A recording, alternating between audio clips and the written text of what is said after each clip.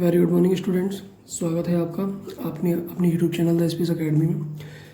देखिए, आज हमारा जो लेक्चर रहेगा वीडियो क्लास का, उसमें रहेगा आपका एक्सरसाइज 3.5 का क्वेश्चन नंबर सेकंड। तो आपने पिछली क्लास में देखा होगा कि एक्सरसाइज 3.5 अपनी पहले क्वेश्चन में समाप्त हो चुकी थी। आज की क्लास हम स्टार्ट कर रहे हैं एक्सरसाइज 3.5 का क्वेश्चन नंबर सेकंड। तो क्लास 10th के मैथमेटिक्स को आगे बनाए रखने के लिए हमारे यूट्यूब चैनल को सब्सक्राइब करके रखें और बेल आइकन दबा के रखें, जिससे आने वाले जो क्लास हैं, चाहे वो 10th क्लास के किसी भी सब्जेक्ट से रिलेटेड हो सकते हैं, तो वो क्लास आपको सबसे पहले मिलेंगे। तो चलिए यूट्यूब चैनल को सब्सक्राइब करके बेल आइकन दबा दीजिए। आज हमारा जो क्लास है वो स्टार्ट कर रहे हैं हम 10th क्लास के मैथमेटिक्स की एक्सरसाइज 3.5 का क्वेश्चन नंबर सेकंड। तो चलिए सबसे पहले हम क्वेश्चन को पढ़ते हैं कि क्वेश्चन में पूछा क्या है। देखिए क्या दिया है, ए और बी के किन मानों के लिए, मतलब ऐसे ए और बी के कौन से मान के लिए निम्नलिखित रैखिक समीकरणों के युग्म अपरिमित रूप से अनेक हल होंगे। तो अपरिमित रूप से अनेक हल होने के लिए हम इस समीकरण को सॉल्व करेंगे। तो सबसे पहले अपन देखेंगे कि मैंने आपको इस क्वेश्चन की एक ट्रिक बताई थी, एक मेथड बताया था, जिसमें क्या करते हैं हम तुलना करते हैं। तो एक समीकरणों से दोनों की तुलना कर दीजिए। तुलना करने के बाद अपन को A1 B1 C1 A2 B2 C2 के मान निकल आएंगे। तो सर्वप्रथम आप लोगों को देखना क्या है, 10th क्लास के सभी विद्यार्थी बिल्कुल फोकस करके इस क्वेश्चन को देखें कि एग्जाम में पूछा जाने वाला बहुत ही महत्वपूर्ण प्रश्न है। 4 नंबर में या 3 नंबर में अवश्य पूछा जाता है। तो सबसे पहले आपको करना क्या है कि इसकी तुलना कर देनी है। तो चलिए सबसे पहले हम इसकी तुलना करते हैं।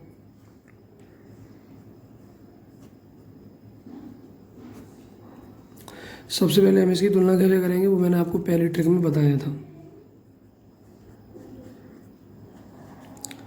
समीकरण 1 की तुलना a1x plus b1y plus c1 बराबर 0 से। तो सबसे पहले इसकी तुलना कर दी 0 से, तथा समीकरण 2 की तुलना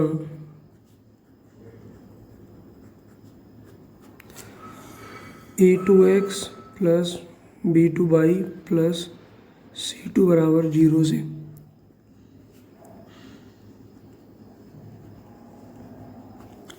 तो समीकरण 1 की और समीकरण 2 की सबसे पहले हम तुलना करेंगे। तुलना करने के बाद दोस्तों अपन को क्या प्राप्त हो जाएगा, A1 B1 A2 B2 C2 इनकी वैल्यू प्राप्त हो जाएगी। तो चलिए हम तुलना करते हैं। पहले समीकरण की तुलना पहले से करी तो हमें क्या प्राप्त होता है देखेंगे। सबसे पहले हमें मिलेगा A1 की वैल्यू। तो देखिए x के आगे कितना दिया है A1, यहाँ पे पहले समीकरण में x के आगे क्या दिया है 2, तो A1 की वैल्यू आ गई 2। उसके बाद अपन देखेंगे y के B1 आगे दिया गया है, y के आगे दिया है 3, तो B1 की वैल्यू हो जाएगी अपनी 3। उसके बाद अपन बात करेंगे C1 की। तो देखिए लास्ट में अपने को C1 दिया है, C1 की वैल्यू कितनी दी है -7। तो ये अपनी A1 B1 और C1 की वैल्यू आ चुकी है। अब अपन याद कर रहे हैं A2 की। तो देखिए A2 x के आगे A2 दिया है, तो x के आगे क्या दिया है a माइनस बी, ये A2 की वैल्यू आ गई। उसके बाद अपन बात कर रहे हैं B2 की वैल्यू की। तो y के आगे दिया है a प्लस बी, ये अपने पास B2 की वैल्यू आ चुकी है। उसके बाद अपन बात कर रहे हैं C2 की वैल्यू की। C2 की वैल्यू अपने पास ये पूरी दी गई है, इसको आप इधर लेंगे तो ये वैल्यू माइनस की हो जाएगी।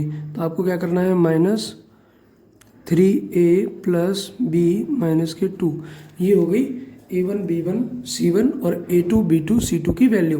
दोस्तों आपको मैं एक बात और बता देता हूँ कि ये सवाल बहुत ही सिंपल है और बहुत आसान मेथड से मैंने सॉल्व कराया है। तो दोस्तों सबसे पहले आप इस बात का विशेष ध्यान रखें कि ये क्वेश्चन बहुत ही इंपॉर्टेंट क्वेश्चन है, और यदि आपको ये क्वेश्चन समझ में आ रहा हो या वीडियो अच्छी लगी हो तो एक लाइक ज़रूर बनता है। तो दोस्तों आप एक लाइक ज़रूर करें यदि आपको पसंद आई है तब। उसके बाद चलिए आगे बढ़ते हैं। तो ये अपना A1 B1 C1 और A2 B2 C2 की वैल्यू आ चुकी है। अब हमें इसकी कंडीशन फॉलो करनी है, जैसा कि इसमें क्वेश्चन में कहा गया है कि निम्न रैखिक समीकरणों के युग्म के अपरिमित रूप से अनेक हल होंगे। तो अनेक हल की जो कंडीशन है वो हमें लगानी है। अपरिमित रूप से अनेक हल होने के लिए देखिए अपन दोस्तों क्या करेंगे, यहाँ पे एक लाइन लिखेंगे अपरिमित रूप से अनेक हल होने पर। तो यहाँ लिख दीजिए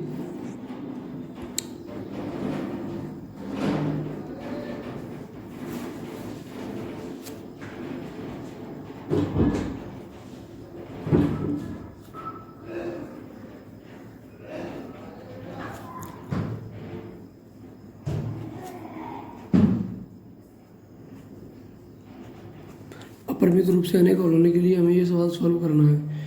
तो चलिए सबसे पहले अपन ये देख लेते हैं कि अपरिमित रूप से जो अनेक हल होंगे उसकी कंडीशन क्या बनती है। मैंने आपको एक बार बता के बनाया था, पिछली जो क्लास थी उसमें मैंने आपको बताया था सभी बच्चों को कि जो अपरिमित रूप से अनेक हल होते हैं उनके लिए जो कंडीशन बनती है वो ये देखिए कैसे बनती है।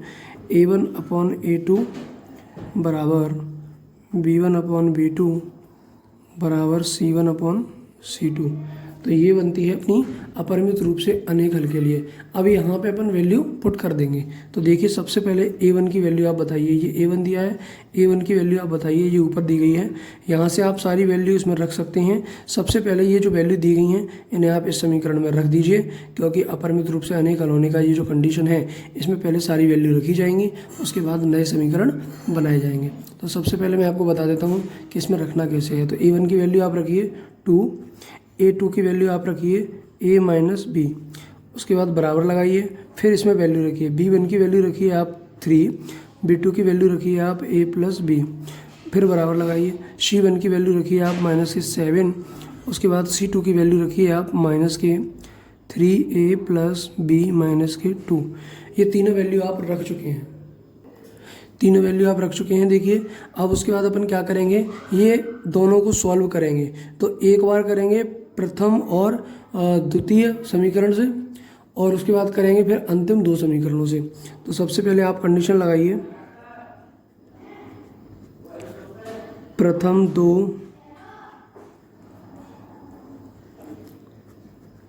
दो समीकरण मतलब पहला और ये दूसरा, मतलब ये अनेक हल के लिए जो कंडीशन बनी है तो उसमें क्या करेंगे, दो दो करके सॉल्व करेंगे। तो पहले दो ये वाले करेंगे, फिर उसके बाद ये अंतिम दो करेंगे।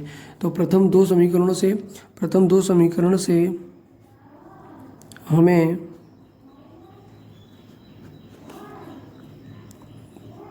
प्राप्त होता है। देखिए तो प्रथम दो समीकरण से हमें क्या प्राप्त होता है ये आप देख लीजिए। तो उसके बाद अपन को क्या करना है, प्रथम दो समीकरण से जो हमें वैल्यू प्राप्त होती है उसे अपन देख लेंगे। तो चलिए सबसे पहले मैं आपको बता देता हूँ कि सबसे पहले इन दोनों समीकरणों को ले लीजिए। देखिए प्रथम दो समीकरण आपके ये हैं, तो आप प्रथम दो समीकरण ले लीजिए। तो इन दोनों समीकरणों को आप नोट कर लीजिए। यहाँ पे ये आपकी वैल्यू बताएंगे 2/A-B इक्वल में 3/A+B। चूँकि हमने प्रथम दो समीकरण दिए, देखिए लिखा है आपके सामने 1, 2, 3, ये तीन समीकरण हैं अपने पास। तो अपन क्या करेंगे, सबसे पहले प्रथम दो समीकरण को से प्राप्त करेंगे, उसके बाद अंतिम दो समीकरण से प्राप्त करेंगे। तो प्रथम दो समीकरण से प्राप्त होता है हमें, देखिए क्या, तो यहाँ पे आप 3 गुणा कर दीजिए।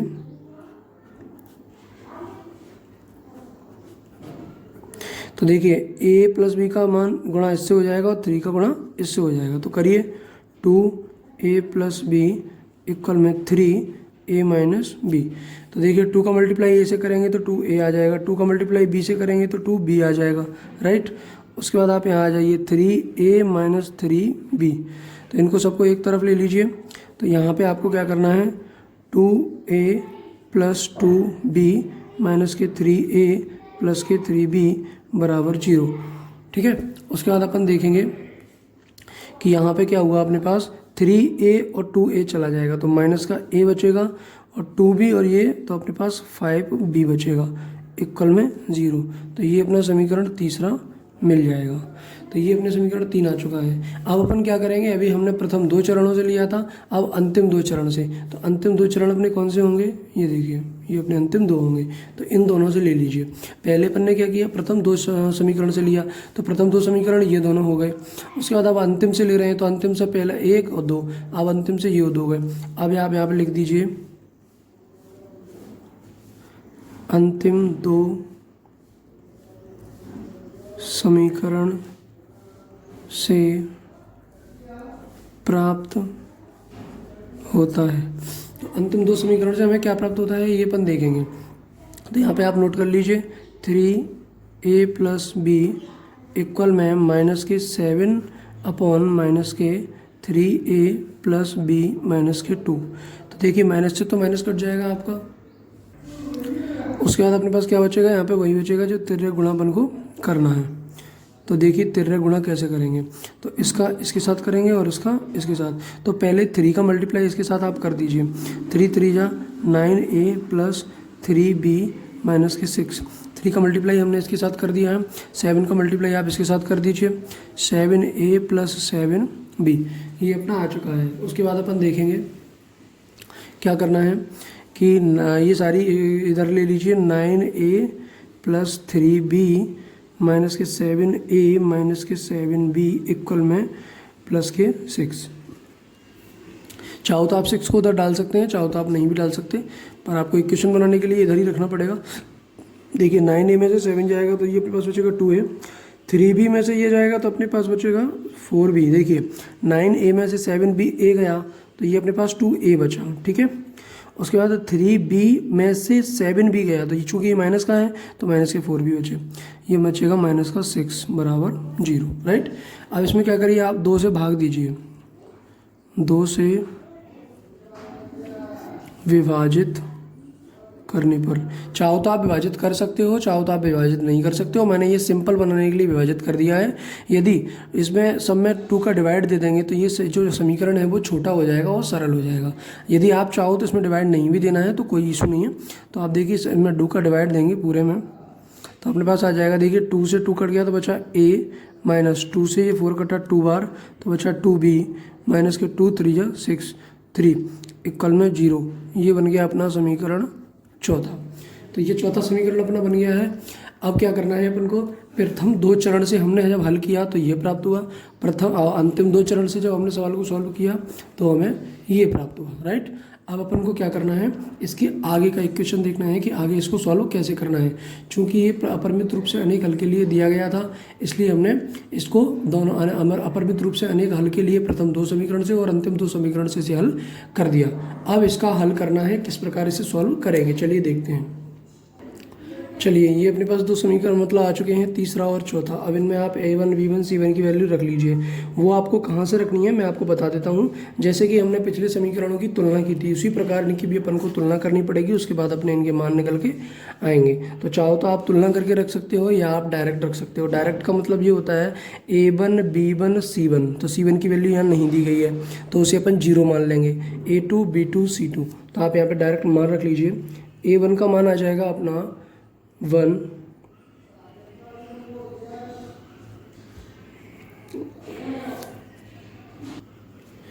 माइनस के वन आ जाएगा a1 का मान, और b1 का मान आ जाएगा अपना 5, c1 का मान आ जाएगा अपना 0। उसके बाद a2 का मान आ जाएगा अपना 1, b2 का मान आ जाएगा अपना माइनस के 2, c2 का मान आ जाएगा अपना माइनस के 3। देखिए a1 b1 और c1, तो c1 यहाँ नहीं है तो 0 हो गया, a2 b2 c2, तो इनका मान भी यहाँ पे क्लियर आ गया। चलिए अब अपन देखते हैं आगे कि सवाल को किस प्रकार सॉल्व करना है। तो दोस्तों यदि वीडियो पसंद आ रहा हो या आपको क्वेश्चन समझ में आ रहा हो तो एक लाइक ज़रूर करें।